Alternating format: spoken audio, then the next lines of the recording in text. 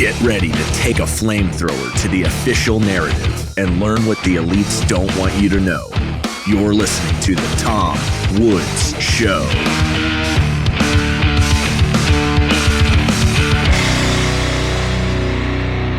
Hey everybody, Tom Woods here. It's episode 2654 of The Tom Woods Show. We got old Bob Murphy here. You remember Bob from Contra Krugman? I don't know if he's been doing anything since then. I haven't really kept up with him, but we used to do a show until 2020.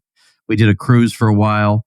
Bob is the author of numerous books of great importance. His book, if I pull it off the shelf and show it to you, I don't have the paper cover, so it'll just be a blank blue cover. But his book Choice is like the best introduction to Misesian economics you can imagine, without the jargon, just the information you need. But he's the author of numerous books of great importance.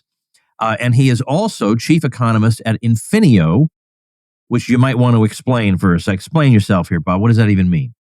Sure. It's a fintech, financial tech company. And what we're doing, the elevator pitch, is we're taking life insurance and putting it on the blockchain. So we're marrying the old school conservative benefits of life insurance as an asset class with the convenience and power of blockchain technology. All right. Well, today I thought, I haven't talked to Bob in a while. And, but by the way, I'm just, you understand I'm ragging on you with this stuff that I don't know. Maybe you've been up to something since 2020. Yeah, this is sort of like whatever happened to. Yeah, that's right. This is whatever happened to. Yeah, I love this guy. He was on Family Ties. I haven't heard from the kid. Did he get a drug addiction? What's up with this kid? I found Bob in an alley last week, so I figured, why don't we bring you back on the show? Yeah. See what's been going on. Krugman, he didn't deserve that Nobel. It's not even really a Nobel. Yeah. I know. That's why we had to stop the show. It was killing you, Bob. It was eating away at you. Well, now I want to talk about AI a little bit. And I know some people are sick of talking about it, but it's like people who are sick of talking about COVID. I think it is an issue of enormous importance that, if we do a few episodes on it, it's okay. I mean, it's the issue of our lifetimes, I felt like, with that. And here I think I'm probably not wrong in thinking the same thing about this topic. And it helps, Bob, that you are, I don't know if I want to say nerd. I don't know if I want to say geek. I don't know if I just want to say somebody who's super smart, who I know has thought a lot about this and looked into it. How about we say that? Okay. The other statements would be true. So I've abused you enough. You're not wrong. I'm not wrong, but still, the abuse is getting to be a little too much. People are getting uncomfortable at this point. So I want to ask about this. Now, you sent me the other day, just yesterday, you sent me the transcript of your interaction with, was it Claude? Yeah, it was Claude. Yeah. And it was astonishing for numerous reasons. Now, I don't know if you want to bring up that in particular or not, but we know what I had Stephen Wolfram on. Mm-hmm. And so, I get in principle what a large language model is supposed to be doing. I understand that it's trained on an astronomically large amount of data, and it uses this to generate output that it generates by estimating probabilities of the likely next word that would go. But I get that that's in principle what it's supposed to be. But yet in practice, what it's generating does not seem like that to the average person. That doesn't mean that isn't what it is, but it doesn't seem like that. You follow what I mean? Yes, absolutely. Yeah. So what do you think is going on here? Yeah. Okay. So I'll try to keep this, because you could just stop and go eat something like you do sometimes how you eat when the guests are speaking. I mean, you could go have a full course meal. Did you mean to say Gene Epstein? I didn't mean to say that, but because Gene Epstein is an example. We all love Gene, but I have the Gene Epstein sandwich every time he's on. But it's okay. No, I was referring you recently. Somebody you miscalibrated. You were still chewing. I think it was Peter St. Ange. That's right, Peter St. Ange. Because I was starving. I hadn't eaten a thing. Yeah. All right. So I'm saying on this one, you would not err on the side of eating too long. Okay, but you remember you remember the Cheez-Its from the old Contra Krugman? I do remember them. Yes. And Chris actually increased the volume so you could hear the chewing. Well, listen, everybody, I've learned from RFK Jr. I don't eat Cheez-Its anymore, so don't complain. All right, go ahead, Bob. Okay, so joking aside, I'll just say some things and you take it where you want, because like I said, there's a lot here. So yes, on that latter point, I'll send you, Tom, for the show notes page. It's fascinating, like from a geeky perspective. I found some video that broke down really slowly and step by step how it is that you would train one of these neural nets to do optical character recognition just for the numerals 0 through 9, right? So a human with a pen writes a 0 through a 9, and then you feed it into the computer, and it's digitizes it into like whatever 1,000 little, like a grid, and then how does it know to map the potential values you feed it in terms of this grid into, that's probably a 0, a 1, a 2, a 3 up through 9, and it's a long video and everything to go through that, but at the end of that, I think you'll much more understand how this approach works. And you're right. So it's fascinating that it produces the output it does. And so you may be familiar, Tom, there's this famous essay that was, I think the title is something like The Unreasonable Effectiveness of Mathematics in the Social Sciences. And after my experience with these LLMs, came up with the notion of the unreasonable effectiveness of semantics in the social sciences.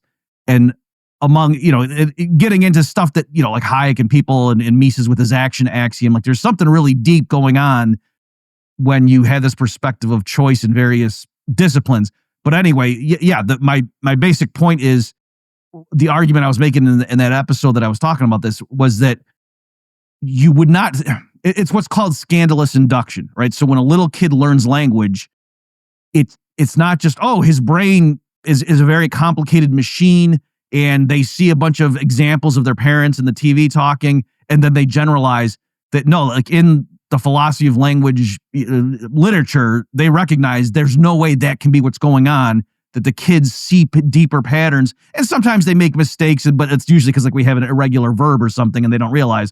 But it's called scandalous induction. That's not my term. That's what they call it. And that's, to me, what's going on with these LLMs.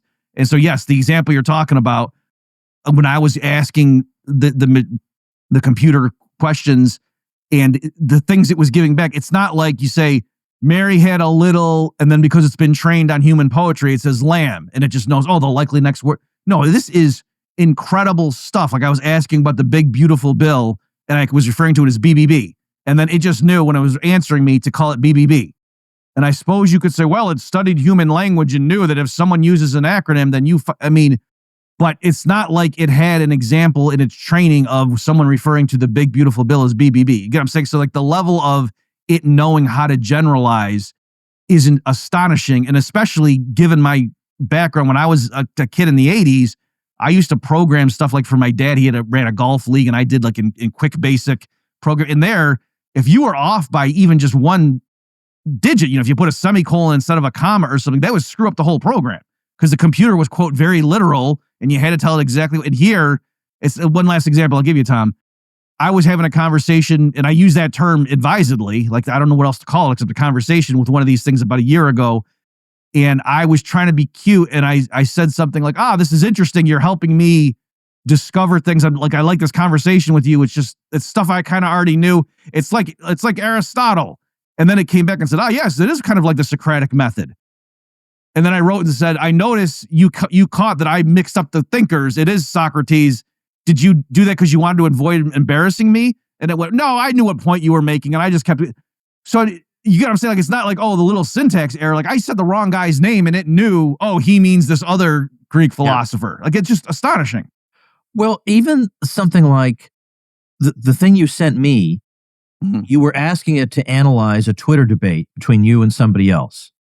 Now, it gave you the kind of fantastic response that we might expect, but it didn't realize that you were the Murphy in the exchange that it was evaluating. And so you then said that to it. By the way, I'm Murphy. And it responded by I don't remember the exact words, but it responded with a ha about how interesting that was. And it turns out that you're the guy. So it recognized that there's something humorous about the fact that it had been evaluating this right in front of the very person who was involved in it. Now that again, the average person might think there's nothing to that. I think that's shocking that it recognizes that that's humorous. Yeah, let me tell you a different one. By the way, on that, before I forget, so for folks just to understand how far these things have come. So Tom's right. What happened is I had a Twitter. There was a math account that I follow, and it tweeted something out about, in this day in history, Russell and Whitehead published their Principia Mathematica, which took 300 pages to prove 1 + 1 = 2 or something like that. And so I retweeted that and said something like, and not only, does that seem like, wow, that was a lot of effort to show 1 + 1 = 2, but Gödel later showed it was a waste of time or as a dead end.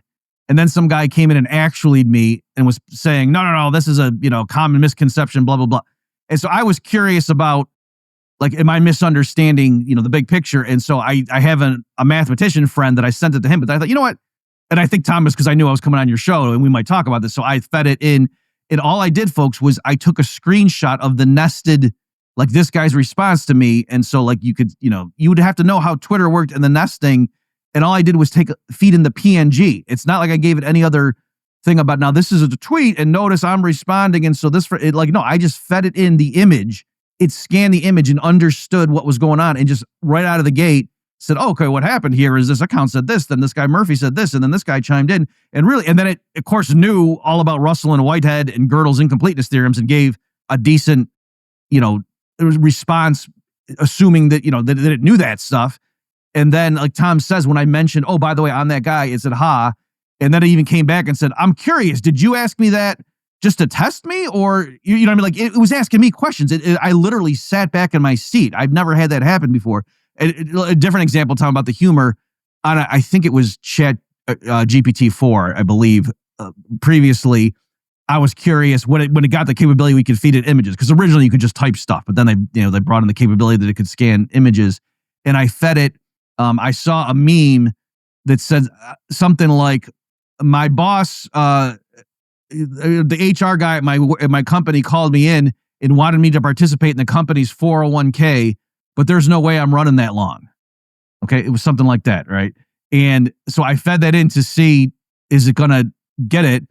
And the first thing it spit out was said, ha, it seems that there's some type of misunderstanding here. A 401k is a tax-advantaged savings vehicle popular among major corporations, but a 5K is a 5-kilometer run that many people, blah, blah, blah. And so you notice the levels there.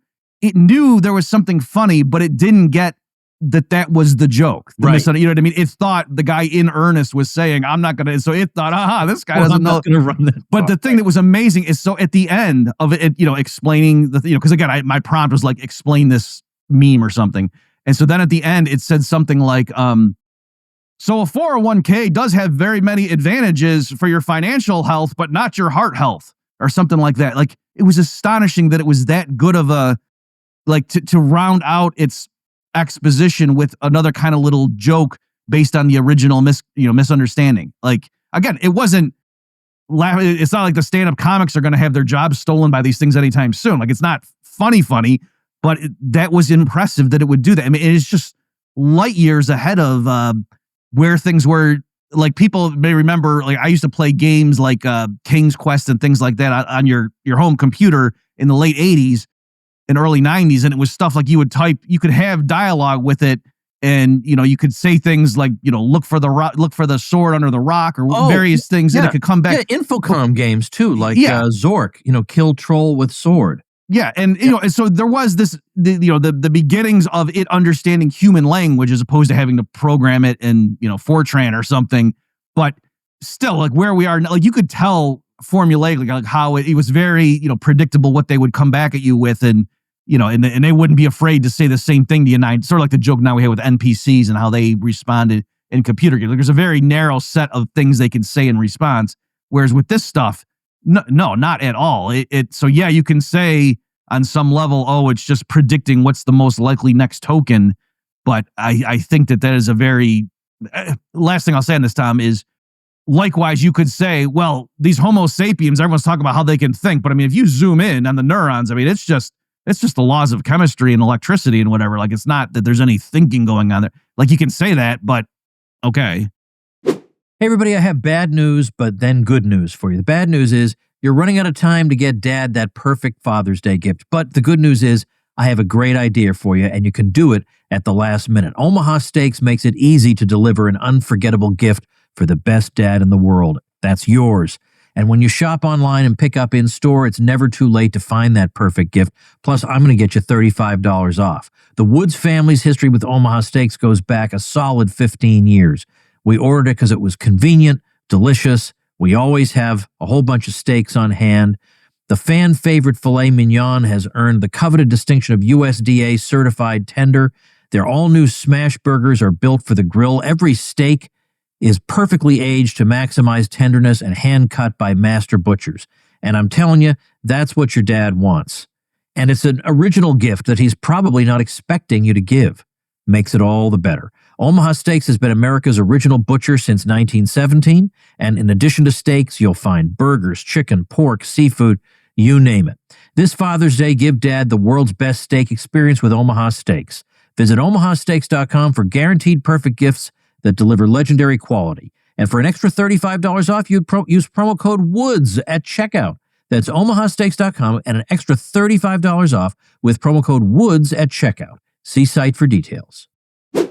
Now, it's gotten to the point where it's kind of everywhere. Everywhere it's AI this and AI that, and you open up your email and AI wants to help you write your email and all this. And I've seen complaints by people that every time I turn around, I have to shut off some thing that AI is offering to do for me. Mm-hmm.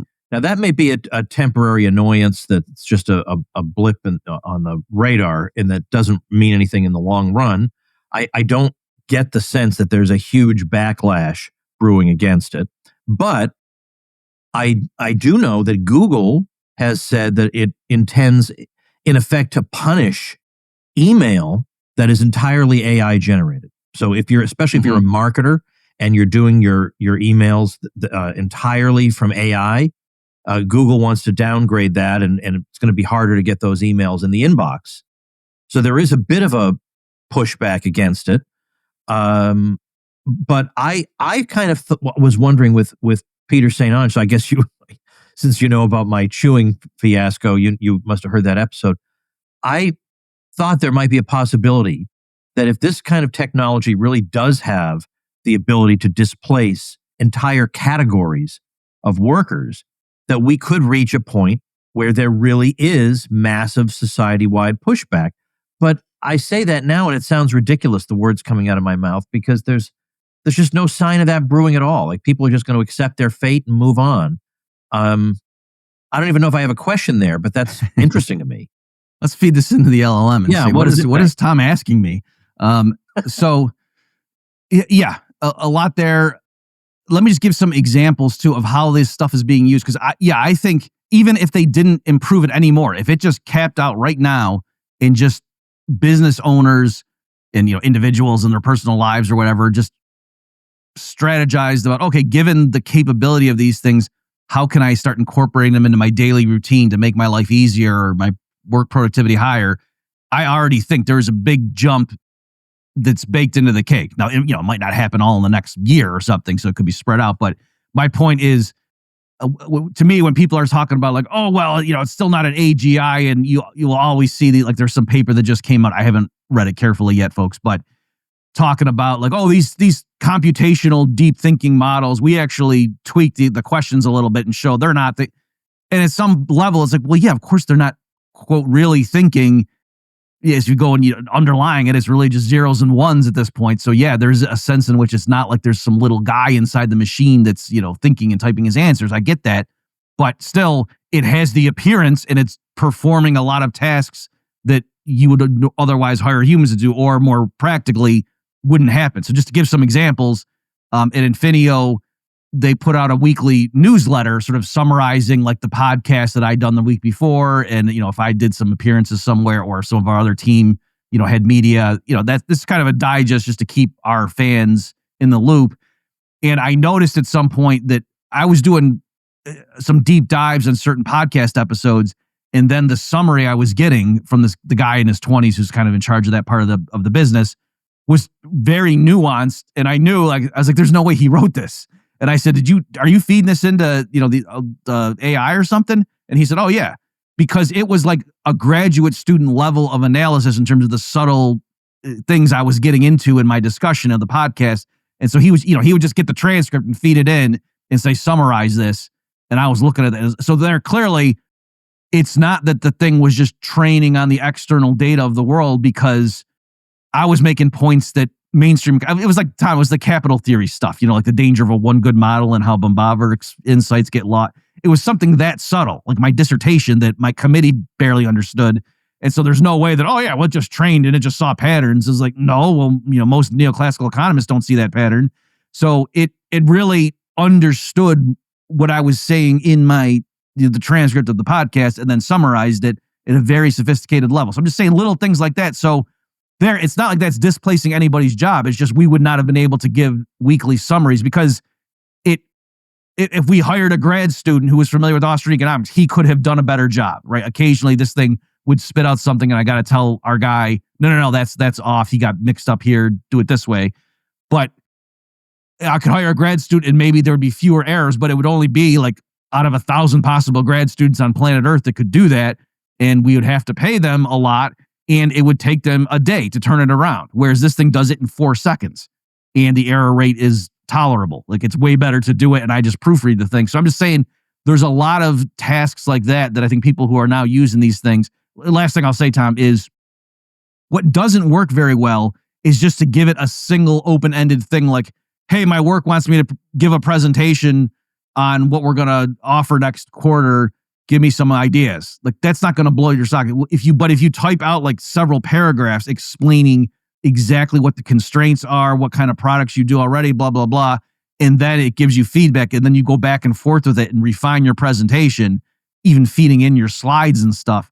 That's really where it's like having, it's like in the Avengers movies, like Tony Stark and what is it called, Jarvis, I think, like the thing he talks to when he's in his basement designing stuff. It's not like he just says, hey, I want to have a suit that flies around. No, Tony Stark's driving, but that thing helps him and just makes him a lot more productive. And I'm saying it's at the level where with a lot of jobs, you can use it that way. And I think when people figure that out and how to use it properly, like I said, even if it doesn't get any better than it is right now, that will have a huge boost to human productivity. I know that there are some sticklers in the AI world who get annoyed if you use words like the word you just used, understood. It understood what I was saying. Well, technically, like, okay, all right. We have to be able to use some, words in a colloquial sense in order to be understood by other people. So right. I'm not going to hold that against you, but it does remind me that when you remember the movie War Games, of course, and the idea of that was that Professor Falcon had taught the machine how to learn, and so that it would get better with its various interactions. So we understand, I don't want to spoil the movie, but it figures out, for example, that there's no point in playing tic-tac-toe because nobody ever wins. Unless you're comatose, it's always a tie.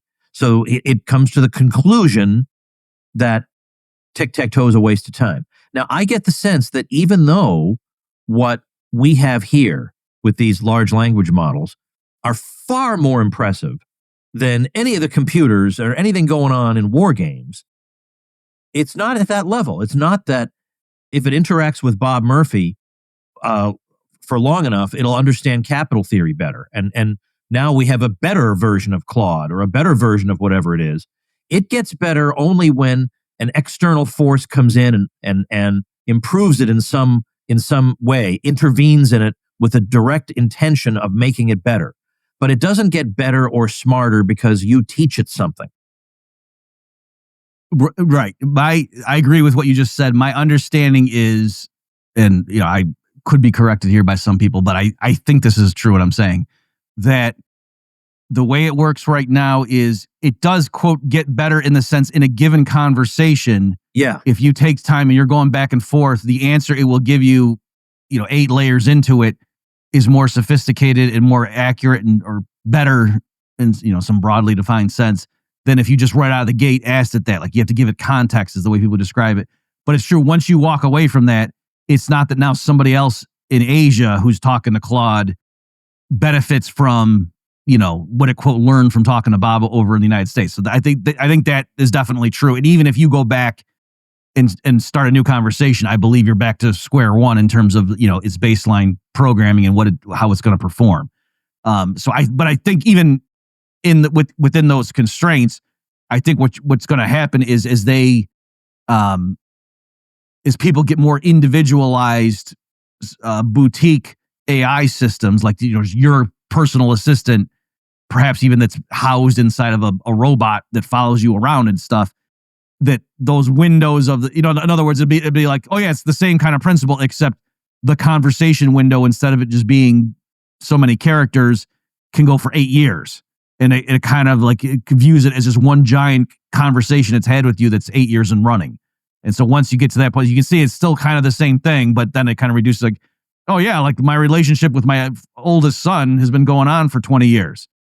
And you know what I mean? And he's not the same guy now that he was when he popped out of the womb, and he's just been learning. But, so I think you get into that. So it would be difficult, right, for the LLMs right now, just thinking about it, like, how could they couldn't just keep, quote, learning from all the different interactions because they got millions of people hitting them constantly. And so there's sort of like the baseline programming based on the long training and blah, blah, blah. And then they just can have bursts of conversations with various users. But yeah, if you took that and housed it in a dedicated thing that was just talking to one person or like one company's inner, vice president C-suite team or something, then I think it could, quote, afford to have a longer memory to use that kind of terminology. And it would appear that, oh yeah, this thing is way better now than it was when we got it from the factory and took it out of the box. Just like right now, we've seen with our own eyes how if you prompt it and give it more context, the answer it gives you 8 layers into it is way better than what it said if you just asked the question at the outset. Hey everybody, have any idea how much I was paying for health insurance for my kids and me, not including my wife who had a separate policy? Over $3,000 a month. $3,000 a month. Well, we're not doing that anymore. And as a matter of fact, the other day, my business partner sent me a message that made me very happy. He said that he'd finally had it with his crummy health insurance, and he just joined Crowd Health instead. And of course, he used code WOODS. So that means Paul Counts did what the Woods family had done before him. He restored sanity to his healthcare with Crowd Health. It's not health insurance, but that's a good thing.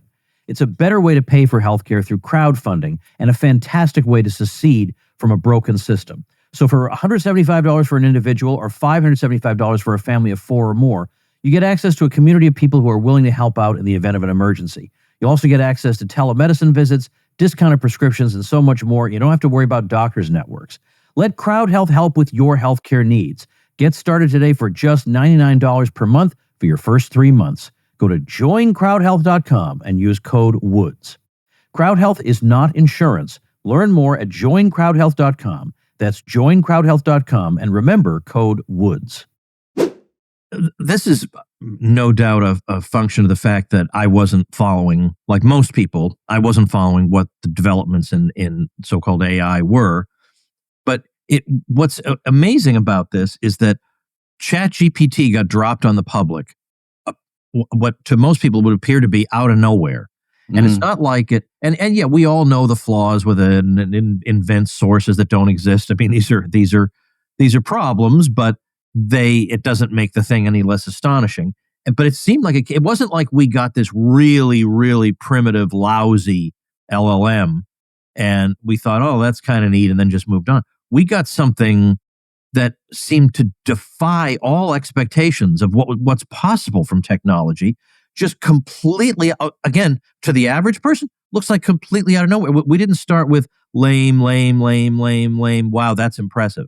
All of a sudden, they just dropped this thing on our heads, and it suddenly changes the landscape in so many different areas. I mean, I assume you felt the same way. Yeah. So what I think where the switch over occurred was, and I know it's because this guy, Christian Hubbs, that Infinio is our AI expert, got a PhD in machine learning from Carnegie Mellon and so forth. But I interviewed him on this stuff, and he's also an Austrian economist. That's how we knew each other. He liked my podcast, and he had in the early days tried to build a Murray Rothbard engine that would just, you'd ask it questions, they would answer as Murray Rothbard would. And he said it was kind of funny or whatever, but it was pretty, formulaic, and it had, it would like just break down after a while. Like if you got too deep into the conversation, it would just start saying weird stuff. Maybe Murray Rothbard would too. I don't know. I didn't know the guy. But, and so certainly other libertarians, that would be the case. But anyway, and he told me he thought the switch really happened. He said as of ChatGPT 2, that was where it was good enough. It was worth your time trying to program the thing and like, play around with it and whatever. But it's still like, it wasn't going to change the way you worked. And then he said it was around 3 or 3.5 where you really like, oh yeah, this is bigger. So I think, Tom, I don't know if it was the marketing people and they realized now it's ready to unveil, or just a thing where when it was just GPT-2, it didn't take off because nobody cared. Nobody except the super geeks would even care. Whereas at the level of 3 and then 3.5, especially, that's when it could really, write me a Donald Trump speech in the style of Eminem, and it would do it in 2 seconds. It would be pretty funny. And once it got to the level that it could do that sort of thing, then that's when people just started sharing it like crazy. So again, I don't know if the marketing department or something kept it under wraps, or if it was just a spontaneous, organic thing, because once it became cool, that's when everybody started sharing examples and everybody learned about it. You mentioned your podcast, so I realized that my terrible introduction neglected to mention that you're the host of the Bob Murphy Show. So let me correct that oversight right now. We can't have this conversation without saying something. Again, this is something that also was in the Peter St. Onge conversation, but you have to say something about jobs. I mean, you just have to, because it's, and people could say, look, I understand that we can't ride around in horse and buggy, and we had to move to the automobile, and that displaced some people. And I'm all for that, and we want to do what we can to make life easy on the horse and buggy producers. But this is. Do you think first of all, do you think you could say that this is not just a quantitatively larger number of jobs that are potentially at stake, but that this is a qualitatively different scenario than anything mankind has faced before? Or is it really just a really, really, really accelerated version of what we've already gone through? I mean, it's some level to say a really, really accelerated version versus a qualitative difference. Those are the same, Yeah. Okay. Okay. So you've. So I wonder what Claude would say about that nonsensical question I just asked you. Well, make some sense out of it. They both make good points. What Tom Woods said was that's usually he's very diplomatic. And Claude, I was going to say he's a guy, but I guess Claude suggests, but we don't know. I assume Grok 3, which I use, is a guy, but I never. I guess I'm not really thinking about it. Right? It's funny what I said before about GPT is I would refer to here. Oh no, I'm sorry. I'm getting all my jokes are getting screwed. So at Infinio, we trained a particular thing on my writings on insurance and it's called AI Bob. We were calling it that internally, and then it sort of slipped. In investor meetings, we kind of just call it that. And so I sometimes, when people would ask me about AI Bob, I would say he occasionally, and then I would usually pause and say, I'm not sure if it's a he or an it, but I know it's not a she. That's what I'm confident of. So anyway, to answer your question, joking aside, I do think this is a qualitative. I mean, I suppose you could say like the invention of electricity or something. It was that comparable, or the rise of computers. Maybe that is a more analogous thing to say. Surely humans using computers was a quantum leap, but even with those analogies or historical examples, I think this is going to hit faster, right? That the rise of computers was actually spread over decades and so on. And I think this is just going to be quicker. And one way I'm looking at it is, and I like what you said to Peter St. Onge about, it's not just the quote mind capabilities of these things or the mental tasks they can perform, which was extensive, because even right there, I was doing back of the envelope calculations a year and a half ago or so when I realized that I think it was GPT-4, like, holy cow, this thing is really impressive. And I was thinking like, so for a company that has tasks that could be, where there could be so-called telecommuting workers, right? If there's things that all you need your employees to do is do something on their end and they email you or post online the results, well, that's clearly something that in principle could be outsourced entirely to a disembodied LLM. It's not that you need, some guy picking crops or swinging a hammer. If the output you're getting from your workers, your human workers, is simply coming electronically to you. And so in certain tasks, I think these things, you could argue they have an IQ of more than 100 for, again, a narrowly. And so it's like, okay, if you want to hire, if you had access to thousands of workers with that kind of skill set who don't get fatigued, and you got to pay them like 8 cents an hour, depending on the assumptions you make, You're telling me that wouldn't boost your company's bottom line and they wouldn't want to hire a ton of workers under those conditions? Not every company, right? Again, like guys paving roads or something, I'm not sure how they would use it, but certainly a lot of corporate office jobs, those workplaces could use this. So in any event, I do think it's going to transform. I think it's mostly, again, business owners not sitting back and just being briefed by people as to how can I use this stuff and not realizing the capabilities. So I would encourage people, if nothing else, if you're a business owner hearing this or whatever, a manager at some bigger company, go play around with these things for a little bit and see just how powerful they are, because I think maybe you don't appreciate it. But last thing I'll say though, Tom, is remember the stuff with comparative advantage, right? Like going way back to, you got this country here and that their workers are better at making everything compared to some other country, and still the bigger country or the better country benefits from specialization in trade. The same thing is true, even if it were, quote, worst case scenario where these things get placed into robot bodies that are way stronger than us and, endure heat and cold and blah, blah, blah, and don't get sick. Still, it's not that humans would have nothing to do. We would just be the poor country that's worse at doing everything, and the robots would still benefit from specializing in what they do really well and letting us specialize in our comparative advantage, which is going to exist. And then we trade with each other and we're both better off. So that's another reason the robots don't have a reason to enslave us or to certainly not to wipe us out unless they perceived a threat. But I'm saying our existence on planet Earth makes them better off, even if they were to, quote, take over. Okay. I threw a lot at you there. Well, I mean, it's again, it's obvious what comes next, as we're kind of implying that you combine the incredible advances in robotics, and you put an AI-powered brain, so to speak, inside one of those things. And I mean, but yeah, is a little bit, I'll throw this out at you and then you can respond. What I think is coming is, these guys like Elon Musk and whoever, these multi-billionaires who we know behind the scenes, they're dumping a lot of money into like the next level LLMs are being trained right now. And there's just billions of dollars that have been put getting chips and whatever, and to be able to do how many teraflops and blah, blah, blah, so that the things, being unveiled next year are going to blow the current models we're seeing at the retail level just out of the water. And yes, there's advances in robotics. I was just Googling some of the latest models. They're predicting that, like, they think once they really get production in swing, maybe $20,000 a unit. And these are things that, you can watch these videos, folks. I mean, it's not just that the advances are happening with the LLM stuff. It's all over the place. Like, we have self-driving cars. Tom, we have flying cars. You know how there's the meme about, I was told that we have flying cars. It's in Asia right now. They've unveiled 2 companies getting permission. So they're like helicopter blades, like 4 of them, like where the wheels would be on a regular car. But it is, a vehicle you go and sit in, and it goes up in the air and takes you where you want to go, and you get up and there's no human driver. So I don't know what you want to call that. I mean, that's a flying car. That's what that is. And we have that right now. That's not science fiction. It's real.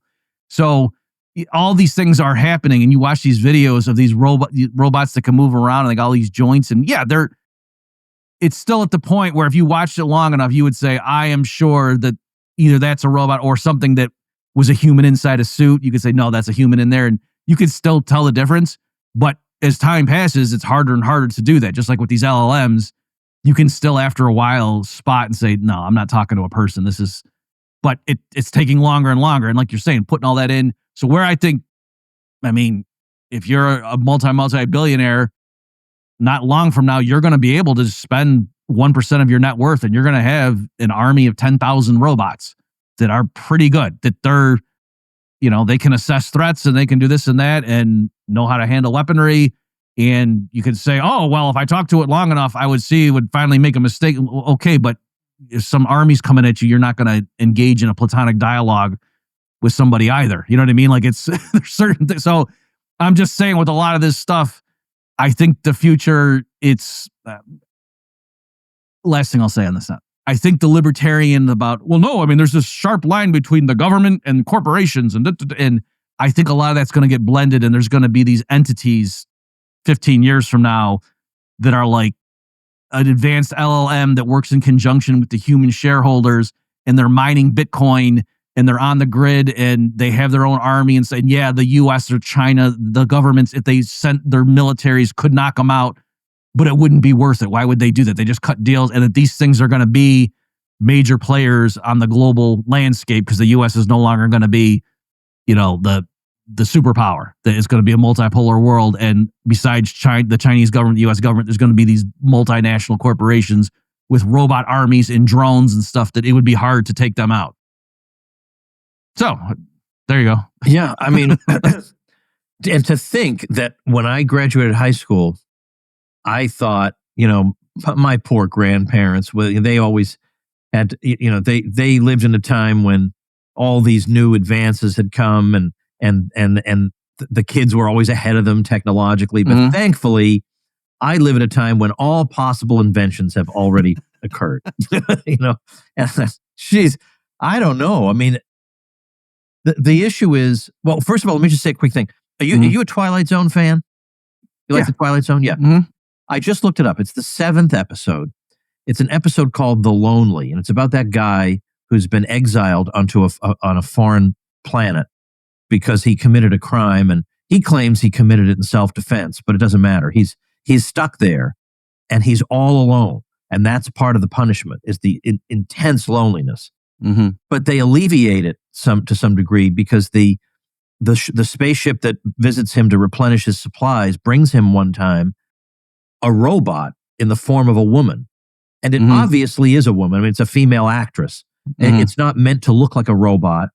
It looks like a real person, and she interacts with him. Is this the old school Twilight Zone? Old school Twilight Zone. Okay. Yeah. Because there were some reboots. Okay. Yep. Yeah. And it's called The Lonely. It's well worth watching because it eerily anticipates these conversations because he becomes convinced he's speaking to a real woman. And he becomes convinced of this after weeks and months of being with her. And then when they come back, he is insisting to them that this is not a robot. And I thought, you don't think you're going to live to see something like that. That thought never crosses your mind. So that was just one thing that occurred to me. But the other thing is what you're describing. I mean, look, what you're describing is dystopian, potentially. And yet, on the other hand, there are all sorts of ways in which the technology could make our lives much more fulfilling. I mean, how do we keep the good stuff and, push off the bad stuff? Right. Well, so let me just say, I agree with you. I think, there's going to be pluses and minuses with all this stuff, right? And my religious views tie into it, which, I'm not relying on those for what I'm saying here because I realize a lot of your audience might not share those. And so you say, no, Bob, just tell me what you could deduce, just from your analytical, rational side.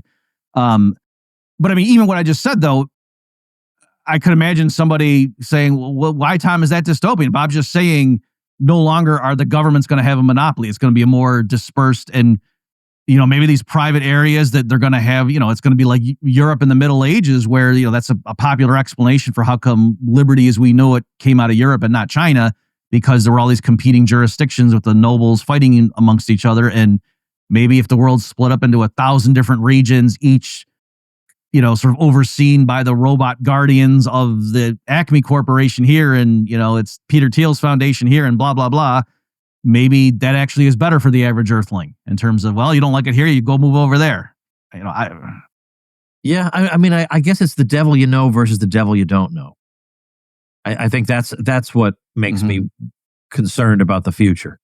Is that, yeah, I know I'm surrounded by terrible people and forces, but at least I've got a handle on those. Like I know their strength levels, I know their weaknesses, I know what they're up to, and so I can at least assess the situation. Yeah. Well, I'm sorry, Tom, I can't let you do that. I just can't believe the world we're entering. Well, Bob, so BobMurphyShow.com is actually where your show can be found, but obviously you just go to wherever you get podcasts. You type in Bob Murphy Show. But any other site or link or anything else people should know about? Sure. I've been talking a lot about what we do at Infinio. So that's Infinio.ai is where you go find all the stuff we do there. And you can even see AI Bob is up and running there if you want to ask him life insurance questions. Okay. All right. Well, I want the more advanced AI Bob where I can ask him about, whatever the stupid things you and I talk about all day. So I don't have to bother you. I'll just ask AI Bob. Bob's busy.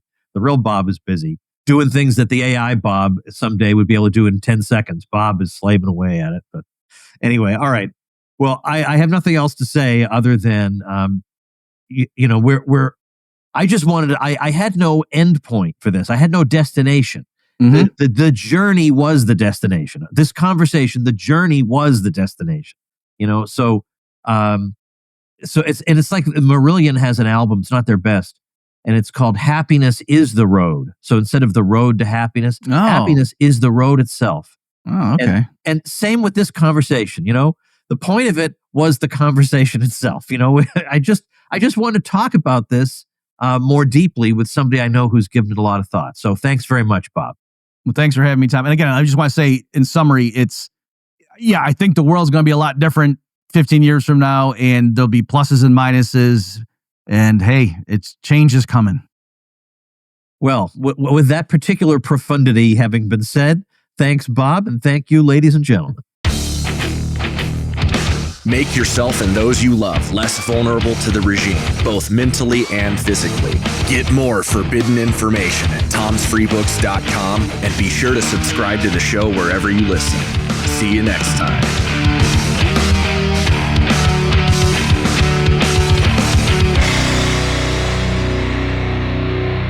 Like the sound of The Tom Woods Show? My audio production is provided by Podsworth Media. Check them out at podsworth.com.